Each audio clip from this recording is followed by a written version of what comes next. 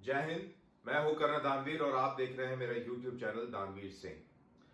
आज हम बात करेंगे कादिर खान के बारे में। कादिर खान कौन है, पाकिस्तान के लिए ये क्यों हीरो है और बाकी दुनिया के लिए ये एक स्मगलर क्यों है, चोर क्यों है, और पाकिस्तान में इसको लेकर इस तरीके का रवैया क्यों बना और बाकी दुनिया ऐसा क्यों सोचती है, इसके ऊपर हम बातचीत करेंगे। कादिर खान दरअसल पाकिस्तान का एक न्यूक्लियर साइंटिस्ट था जिसने पाकिस्तान को एक न्यूक्लियर बम बना के दिया। अब इसकी तुलना भारत के किसी वैज्ञानिक से ना करी जाए, क्योंकि हमारे वैज्ञानिकों ने शोध करा और उसके बाद उन्होंने, चाहे वो न्यूक्लियर बम हो या मिसाइल वाले अब्दुल कलाम हो, मिसाइल बनाई, इनसे कंपेयर ना करें, क्योंकि ये इन्होंने अपने आप अपने खुद के बलबूते पर बनाई। लेकिन कादिर खान ने ये कैसे बनाई, इसके बारे में जरूर बात करेंगे। अब कादिर खान का जन्म जो है 1936 में हुआ, भोपाल में हुआ, और 1951 में इनका परिवार इनको लेकर पाकिस्तान चला गया, कराची में जाके बस गया और वहां पर इन्होंने पढ़ाई करी, इंजीनियरिंग की पढ़ाई करी। उसके बाद में सरकारी नौकरी, वेट्स एंड मेजरमेंट्स के अंदर एक इंस्पेक्टर के तौर पर काम करी। फिर इन्होंने स्कॉलरशिप हासिल करी, विदेश में गए, नीदरलैंड में इन्होंने अपनी डॉक्टरेट करी और वहीं पर ही इन्होंने नौकरी करी, अपना न्यूक्लियर साइंटिस्ट का पेशा अपनाया और वहीं की एक महिला के साथ शादी भी कर ली। अब कादिर खान के कॉन्टेक्स्ट में अगर हमने पूरा ये खेल समझना है तो हमको सबसे पहले पाकिस्तान के बारे में समझना होगा। अब पाकिस्तान के बारे में बहुत लोगों ने बहुत तर्जिया करे हैं, बहुत चीजें बताई हैं और हम सब जानते हैं बेसिकली पाकिस्तान के बारे में, लेकिन कादिर खान के कॉन्टेक्स्ट में इसको दोहराना बहुत जरूरी है। कादिर खान के कॉन्टेक्स्ट में और न्यूक्लियराइजेशन के कॉन्टेक्स्ट में इसको आप समझने की कोशिश कीजिए। भारत पाकिस्तान का विभाजन 1947 में हुआ। इनफैक्ट भारत का विभाजन 1947 में हुआ, जिसमें एक मुसलमान नेशन को जन्म मिला जिसका नाम था पाकिस्तान। इसकी डिमांड पहले से चल रही थी और शुरुआत में टू नेशन थ्योरी के हवाला देते हुए जिन्ना और लियाकत अली और ये जो सारा गैंग था, ये बात करते थे कि भाई मुसलमान एक अलहदा कौम है, इनको अलग वोट होना चाहिए और इनके इलाके अलग होने चाहिए। ये चलते चलते चलते चलते इस पॉइंट पर पहुंची कि इंडिया का विभाजन हुआ।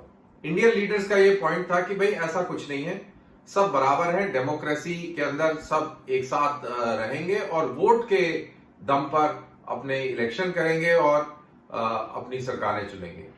इन लोगों का मानना था कि ऐसा अगर होगा तो इस्लाम खतरे में आ जाएगा, मुसलमान सब खत्म हो जाएंगे हिंदुस्तान के, और हिंदू जो है, जो मेजॉरिटी है, वो इनको दबा लेगी। तो इस प्रेमाइस पर इनका पूरा खेल चला और इस प्रेमाइस के ऊपर इस देश का बंटवारा हो गया। एक तरफ मुसलमान पाकिस्तान था और एक तरफ हिंदू डोमिनेटेड सर्वधर्म का एक डेमोक्रेटिक कंट्री हिंदुस्तान था। अब इनका कंपैरिजन शुरू से इंडिया के साथ बराबरी का रहा। अगर इनके पूरे डिस्कोर्स को देखें, हिस्टोरिकल डिस्कोर्स हो या आज के तारीख में जो इनके कमेंटेटर्स हैं जब वो बात करते हैं तो वो वाला डिस्कोर्स हो, इनकी एक ही ख्वाहिश है कि हिंदुस्तान के साथ दुनिया पाकिस्तान को बराबरी के दर्जे पर देखे, एक नजर से देखे, हिंदुस्तान पाकिस्तान करके देखे, ना कि हिंदुस्तान और पाकिस्तान, ऐसे ना देखे। तो ये शुरू से रहा है, एक जेलसी है, एक हिरस है और एक कंपटीशन है। उसके बीच में ये कश्मीर का तमाशा भी है। कश्मीर लीगली उनका नहीं है, लीगली हमारा है। डेमोग्राफिकली वो क्लेम करते हैं कि वो उनका है क्योंकि मुसलमान अक्सरियत में है। ऐसे तो हमारे पश्चिमी उत्तर प्रदेश में मुरादाबाद, रामपुर, बरेली, यहाँ सब बहुत मुसलमान है, तो एक इनको यहाँ भी एक पाकिस्तान बना के दे देना चाहिए by that logic, which is all बकवास। तो बहरहाल, तो ऐसे करके शुरू हुआ। फिर अयूब खान ने भारत के ऊपर जंग छेड़ी 1965 की, अमेरिका के हथियारों से। और कुछ ही दिनों में जब उनका पूरा जखीरा खत्म हो गया, जब ये लगा कि बहुत करारी शिकस्त मिलने वाली है, तो उन्होंने बड़ी ताकतों को रिक्वेस्ट करी कि इंडिया को बोलो कि सीज फायर कर दे। हमारे नेता थोड़े से डिसेंट थे, उनको लगा कि शायद ये पहली और ये दूसरी और आखिरी जंग है और ये इसके बाद में पाकिस्तान सुधर जाएगा क्योंकि उसको सबक मिल गया है, लेकिन ऐसा होने वाला नहीं था बहरहाल। और 65 की लड़ाई में, 65 की लड़ाई में वो बात और है कि पाकिस्तान की आधी से ज्यादा उनके टैंक खत्म हो गए, एयरफोर्स के ऊपर बहुत बड़ा नुकसान हुआ, फिर उसकी फौजों ने बहुत शिकस्त खाया और बहुत बड़े इलाके पर भारतीय सेना ने कब्जा कर लिया। लेकिन ताशकंद के समझौते के बाद सब अपनी अपनी पुरानी पोजीशनों पे आ गए और भारत की उम्मीद थी कि शायद ये सुधर गए हैं, लेकिन वो पुरानी कहावत है कि कुत्ते की पूंछ एक पाइप में 20 साल तक रखी और वो जब 20 साल के बाद वो पाइप खोला तो वो टेढ़ी की टेढ़ी ही निकली। तो ये कुत्ते की पूंछ है, ये टेढ़ी की टेढ़ी ही रहेगी, ये हमको पूरा भरोसा हो गया है। अनफॉर्चुनेटली इस भरोसे को होते होते बहुत साल लग गए और इस भरोसे तक ले जाने के लिए बहुत सारे लोगों ने कुर्बानियां दे दी और अभी भी हम कुर्बानियां दे रहे हैं। लेकिन वो बात और है कि अब वो वाला भरोसा हमें नहीं है और ना ही वो भरोसा अब दोबारा कभी कायम होगा। अब 65 की बाद इन्होंने 71 की जंग करी। अब 71 की जब जंग करी तो इनका एक बहुत बड़ा हिस्सा इनसे अलग हो गया, जिसके लिए ये दोषी भारत को देते हैं, हिंदुस्तान को ठहराते हैं, लेकिन कभी ये बात नहीं करते कि हमने बंगालियों के ऊपर इतना जुल्म किया, उनकी औरतों की इज्जत लूटी, लाखों बंगालियों को मौत के घाट उतार दिया, उनके घर जला दिए। इसकी कभी वो बात नहीं करते। बात ये करते हैं कि हिंदुस्तान ने हमला करके और पाकिस्तान के 2 टुकड़े कर दिए। बहरहाल यहां से शुरू होती है कादिर खान की एंट्री। अब जब ये हो गया, जब उनके 93,000 सैनिक हमारी कैद में थे, तो तब इनको झटका लगा। जब इनके मुल्क के 2 टुकड़े हो गए तब इनको असलियत का एहसास हुआ और एक जहन के अंदर बहुत गहरी चोट लगी और उसके बाद इनको ये खतरा लगने लग गया कि अब बारी हमारी है, यानी कि अब बारी वेस्ट पाकिस्तान की है, यानी कि आज के मौजूदा पाकिस्तान की है। अब उनको लगा कि इंडिया को रोकना है और पाकिस्तान को बचाना है तो हमें न्यूक्लियर बम लेना ही पड़ेगा। अब कहते हैं कि कादिर खान को हिंदुओं से बहुत नफरत थी। उनका शायद 47 से 51 तक का जो उनके जो परिवार का एक्सपीरियंस रहा भोपाल में वो अच्छा नहीं था और उनको एक बहुत गहरी नफरत थी हिंदुओं के खिलाफ। और एक वो नफरत और दूसरा वो एक पेट्रियोटिक पाकिस्तानी थे। जाहिर सी बात है, जो हिंदुस्तान से नफरत करता है वो पेट्रियोटिक पाकिस्तानी होता है। जो इनफैक्ट हिंदुस्तान से नफरत कम, जो हिंदुओं से नफरत करता है वो दरअसल पेट्रियोटिक पाकिस्तानी है। तो हम बात कर रहे थे कि इतनी बड़ी शिकस्त हो गई, इनके सैनिक जो हैं बहुत बड़ी तादाद में हमारे कैदी बन गए और अब पाकिस्तान को एक बहुत बड़ा झटका लगा और उनको लगा कि हमें न्यूक्लियर बम इख्तियार कर लेना चाहिए। अब कादिर खान, जैसा मैंने बोला कि बहुत बड़े हिंदू हेटर थे और जाहिर सी बात है हिंदू हेटर, जैसा मैंने पहले कहा कि वो दैट मीन्स पेट्रियोटिक पाकिस्तानी, तो उन्होंने नीदरलैंड से भुट्टो को खत लिखा।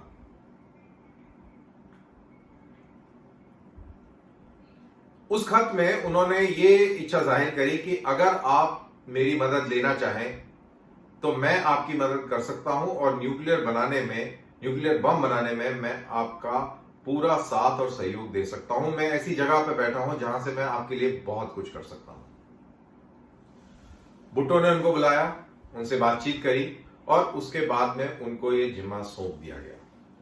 उन्होंने 1979 तक उन्होंने बहुत सारी स्मगलिंग कर ली, बेसिकली सेंट्रीफ्यूग जिससे यूरेनियम को एनरिच किया जाता है। हम साइंस में और न्यूक्लियर फिजिक्स में नहीं जाएंगे, वो इसलिए नहीं जाएंगे क्योंकि मुझे भी कुछ नहीं मालूम है। मुझे इतना मालूम है कि सेंट्रीफ्यूग से यूरेनियम एनरिच होता है और सेंट्रीफ्यूग की डिजाइन कादिर खान ने नीदरलैंड से चोरी करी और वो पाकिस्तान लेके आया।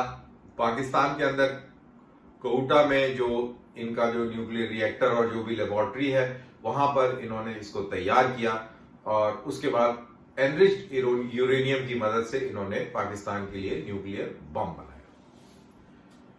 अब इनको ये कैसे हाथ लगी? दरअसल जर्मन टेक्नोलॉजी थी और जर्मन दस्तावेज थे जिसके अंदर पूरा एक विवरण था कि कैसे सेंट्रीफ्यूज बनाया जाए। ये कागज नीदरलैंड की गवर्नमेंट ने कादिर खान को दिए कि आप इसको समझें, पढ़ें और इसको डच भाषा में इसको ट्रांसलेट करें, इसको डच भाषा में लिखें। तो उन्होंने, आई डोंट नो कि कादिर खान को फ्रेंच भी आती थी कि नहीं आती थी। आई एम श्योर जब उनको दिया गया होगा ये जिम्मा तो जरूर कुछ ना कुछ आता होगा या किसी इंटरप्रेटर की मदद से करते होंगे। बहरहाल उस डिबेट में नहीं जाते, लेकिन कहते हैं कि 15 से 16 दिन तक इनके पास ये दस्तावेज रहे, पूरी तरह इनके पास रहे और किसी को नहीं मालूम कि इस व्यक्ति ने उसका क्या किया। जाहिर सी बात है कि कुछ फोटोकॉपियां करी होंगी उस टाइम में, पता नहीं फोटोकॉपी होती थी कि नहीं होती थी, लेकिन तस्वीरें खींची होंगी हर एक कागज की और वो तस्वीरें जो हैं वो पाकिस्तान भेजी होंगी और बाद में खुद भी पाकिस्तान आ गए और फिर उन्होंने ये कार्रवाई करी, ये रिसर्च करी और उन्होंने ये सेंट्रीफ्यूज बनाए जिसके दम पर उन्होंने न्यूक्लियर बम बनाए। अब साइकोलॉजी, जैसा मैंने बोला शुरू में कि पाकिस्तान की साइकोलॉजी समझनी पड़ेगी in context to Qadir Khan. तो साइकोलॉजी एक डर की थी, एक भय था कि इंडिया हमको खा जाएगा, हम टुकड़े टुकड़े हो जाएंगे, बर्बाद हो जाएंगे। और कई हद तक ये सही भी है कि हम पाकिस्तान को टुकड़े टुकड़े कर देते। अभी भी एंड स्टेट मैं और आप रहें ना रहें, आज से 10 साल, 20 साल, 30 साल, 50 साल, 100 साल, पाकिस्तान के टुकड़े होने लाजमी है क्योंकि वो एक अननेचुरल स्टेट है और पंजाबी डोमिनेटेड स्टेट है। बाकी स्टेट के अंदर बहुत बड़ा आक्रोश है। नेचुरल कंट्री नहीं है, वो एक बनाया हुआ आर्टिफिशियल नेशन है जिसको अंग्रेजों ने बनाया। बेसिकली उनका भी एक बड़ा मंसूबा था कि इसी तरह इंडिया को चेक में रखा जाए और ये आपस में ही एक दूसरे से लड़ते रहें जिससे इंडिया आगे वाली सदी में कभी खतरा ना बन पाए। खैर, लेकिन जैसा कि हमारा इतिहास है, हम वेद पुराण पढ़ते हैं और उसके अंदर बहुत सारी चीजें हैं कि कैसे हमें जुपिटर का और कैसे हमें जिंक का, कैसे हमें गैलेक्सीज के तारामंडल के बारे में जानकारी थी, कैसे हमारी नॉलेज मेटलर्जी के बारे में बहुत ज्यादा थी और कई हजार साल पहले थी। अंग्रेजों के या गोरों के इस साइंस के इजाद करने से पुरानी ये हमारी जानकारियां थी। तो ये जो जानकारियां हैं वो क्यों हैं? क्योंकि हमारा एक कल्चर है, तो उसी कल्चर के चलते अब देखें आप हम कितनी स्पीड से प्रोग्रेस कर रहे हैं। और अब हम बात कर रहे हैं ग्रीन हाइड्रोजन की। ये भी मेरे को आज ही पता लगा कि इंडिया जो है वर्ल्ड लीडर बनेगा ग्रीन हाइड्रोजन टेक्नोलॉजी के अंदर। और ग्रीन हाइड्रोजन जो है फॉसिल फ्यूल को रिप्लेस करेगी। और जो बात अभी अरब ममालिक के साथ है इस तेल के हवाले से, वो बात आगे वाले आने वाले समय में वो भारत के साथ रहेगी। और शायद ऐसा हमारे और आपके जीते जी हो भी जाए कि हम एक वर्ल्ड लीडर निकले ग्रीन हाइड्रोजन और उससे रिलेटेड टेक्नोलॉजीज में। तो ये बहुत इंपॉर्टेंट चीज है जिसकी वजह से इंडिया और भी बड़े पैमाने पर दुनिया के मानचित्र पर स्थापित होगा। और ये चीजें पाकिस्तान को घबरा देती हैं, वो परेशान हो जाते हैं क्योंकि उनको सिर्फ एक चीज आती है करनी, वो है आतंकवादी बनाना। कुरान को पढ़कर उसको कैसे तोड़ मरोड़ कर किसी गरीब आदमी को, किसी शरीफ आदमी को भड़का के उसको खुद फटने की तरबियत देना, इसमें वो वर्ल्ड क्लास है, उसका कोई तोड़ नहीं है। उससे ज्यादा नॉलेजेबल ये ह्यूमन टेक्नोलॉजी, इंसान के फटने वाली जो टेक्नोलॉजी है, उसके अंदर जितना काम पाकिस्तान ने किया है उतना शायद किसी मुल्क ने नहीं किया। तो ये फर्क है इंडिया और पाकिस्तान में। तो फिर आते हैं कादिर खान के ऊपर। तो कादिर खान ने ये पूरा की पूरी कहानी तैयार कर दी, पाकिस्तान को न्यूक्लियर बम दे दिया।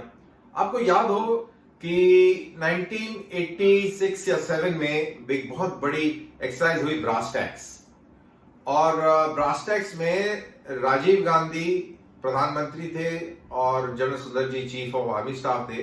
इन्होंने फौजों का जमावड़ा कर दिया और ये पाकिस्तान के ऊपर हमले की पूरी तैयारी में थे। तब पहली बार पाकिस्तान ने न्यूक्लियर ब्लैकमेल किया इंडिया को और इंडिया को मैसेज दिया कि हमारे पास न्यूक्लियर बम है।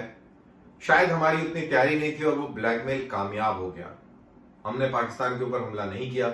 उसके बाद कहते हैं कि 90 के दशक में भी जब वीपी सिंह की कमजोर सरकार थी तब भी एक न्यूक्लियर धमकी दी गई थी और उस टाइम में कश्मीर और पंजाब के इश्यूज बहुत स्ट्रांग थे, तो उस समय भी एक धमकी दी गई थी और तब भी वो धमकी कामयाब हो गई। लेकिन चलते चलते जैसे जैसे समय बीतता गया, जैसे जैसे हमारी काबिलियत बढ़ती गई, हमने ट्राइड खड़ा कर दिया, यानी कि हम समुद्र से, हवा से, जमीन से कभी भी और कहीं भी न्यूक्लियर हमला कर सकते थे। पाकिस्तान से लेके और बीजिंग तक और कहीं भी हमारी इतनी मारक क्षमता थी, बन गई। और जब ऐसी मारक क्षमता हमारे पास बन गई तो उसके बाद हुआ उड़ी और बालाकोट। तो याद रहे कि जब देश मजबूत होता है तो निर्णय भी मजबूत होते हैं और इसमें किसी एक पार्टी या एक व्यक्ति का रोल नहीं है। इसमें पिछले 70 साल की मेहनत है, बहुत सारे लोगों का योगदान है, भारतीयों का योगदान है, जिस वजह से भारत अभी मजबूत है और पाकिस्तान को डर लगता है। कादिर खान के बम देने के बाद भी डर लगता है और अब ये पाकिस्तान को समझ भी आ गया है कि भाई ऐसे काम चलेगा नहीं, इंडिया बहुत आगे निकल गया है। तो ये वो खौफ था जिसकी वजह से उनको कादिर खान को लेके आना पड़ा और कादिर खान ने स्मगलिंग करी और स्मगलिंग करने के बाद में बम बनाया। लेकिन ये कहानी यही नहीं रुकती। कादिर खान ने फिर एक कारोबार शुरू कर दिया एज ए स्मगलर और स्मगलर का कारोबार ऐसे शुरू हुआ कि उसने नॉर्थ कोरिया को न्यूक्लियर बम बनाने की तकनीकें बेची। उसके एवज में नॉर्थ कोरिया ने पाकिस्तान को मिसाइलें दी, ये जो अब्दाली, गौरी और शाहीन और पता नहीं क्या क्या ये इस तरीके के नाम लेके मिसाइलें बनाई हैं। ये बेसिकली सारी नॉर्थ कोरिया की टेक्नोलॉजी है।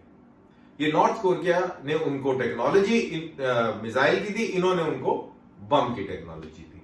और नॉर्थ कोरिया को टेक्नोलॉजी मिसाइल की किसने दी? इनके आका चाइना ने दी। तो ये एक इवल एक्सिस है, चाइना, नॉर्थ कोरिया और पाकिस्तान। उसके बाद इन्होंने, कादिर खान जी ने अपनी स्मगलिंग का दायरा बढ़ाया और ईरान को टेक्नोलॉजी बेचने लग गए, लीबिया को बेचने लग गए, कहते हैं सीरिया को भी बेचा।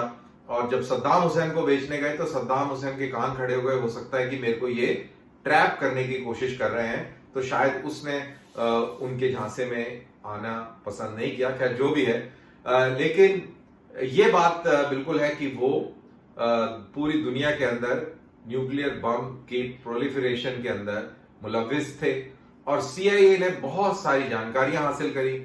और मुशर्रफ के दौर में उनको, जब मुशर्रफ यूनाइटेड नेशंस के इजलास में शामिल होने गए तो वहां पर उनको ये फैक्ट्स के साथ में, प्रूफ के साथ में ये दस्तावेज दिए गए, जिसमें कादिर खान की डीलिंग साफ पता लग रही थी। और मुशर्रफ ने एक इंटरव्यू में भी कहा कि इतने पुख्ता सबूत थे कि उसको इनकार करा ही नहीं जा सकता था। तो फिर उसको एक फर्जी नजरबंद और ये वो की कार्रवाई करते हुए रखा गया। दिलचस्प बात यह है कि नीदरलैंड्स ने भी इसके ऊपर तहकीकात करी जब ये 70 के दशक में वहां से भागा और दस्तावेज लेकर भागा और तफ्तीश में पाया गया कि ये मुल्जिम है। इसको 4 साल की शायद कैद भी सुनाई गई, लेकिन क्योंकि ये पाकिस्तान में था तो उसका कोई असर नहीं हुआ। और वहां पर अमेरिकनों ने भी कहा कि आप इस पे हाथ हल्के रखें।